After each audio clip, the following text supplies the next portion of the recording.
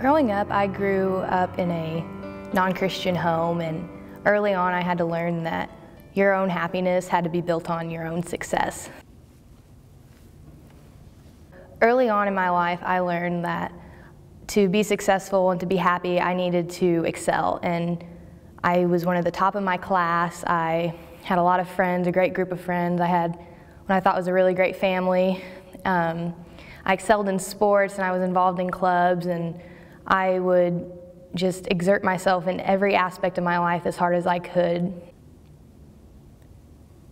It was spring of my sophomore year, and my family, we were staying up pretty late, and I had school the next day, so I decided to go on to bed. And I was laying there, we were waiting for my dad to come home, and I just remember hearing, just a scream from outside, and we really, without going into much detail, we had some stuff happen in our family that really put me into a tailspin, and I fell into a depression, and I became angry, and I withdrew from my friends, from my family, and I lost my starting spot on our softball team, and I just felt like the world was crumbling in on itself for me.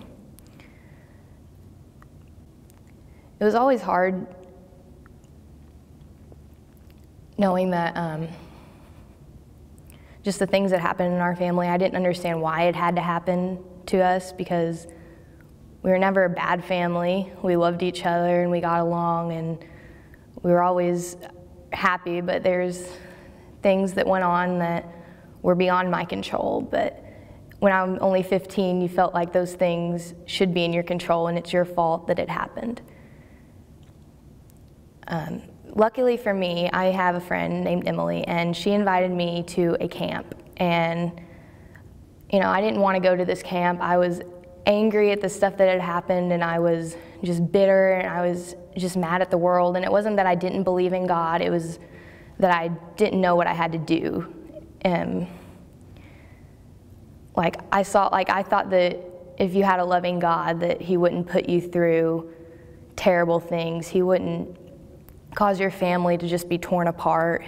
And I didn't think that a loving God would cause a 15-year-old girl to cry herself to sleep every night like I did and lose her friends. So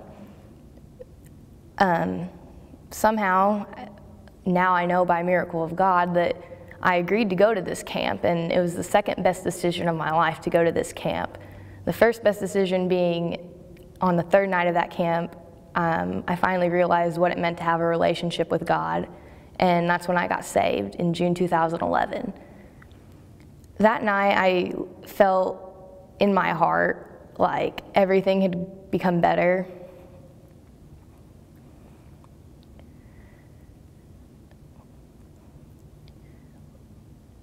That night, the constant feeling of dread that had been living inside of me for the past 6 months, those feelings of just worthlessness, it was lifted from my shoulders, and I felt whole again. I found a freedom, I wasn't alone in the world, and that I had God there with me. So the burdens that I was carrying by myself, I wasn't carrying them by myself anymore. I could pray at night, I could give them to God, and I could let go and not be so bitter and unforgiving as to another person's mistake.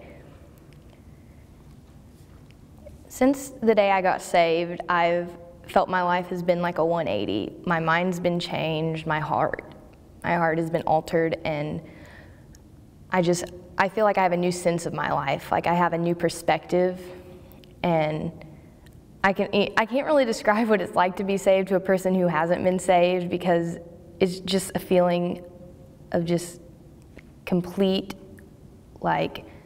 vulnerability and happiness and excitement and everything you could want in one moment, and it's just wonderful.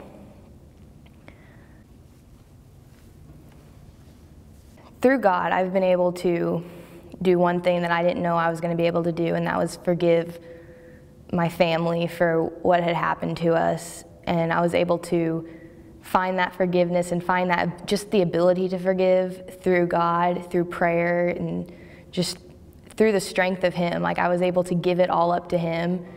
And eventually I was able to just, in my heart, I was able to know that no matter what happens, no matter who hurts you, no matter how angry you are, there's always somebody else there. It's like a best friend. God has become my best friend, and I found my real self within him. My name is Kristin Odom, and he is first.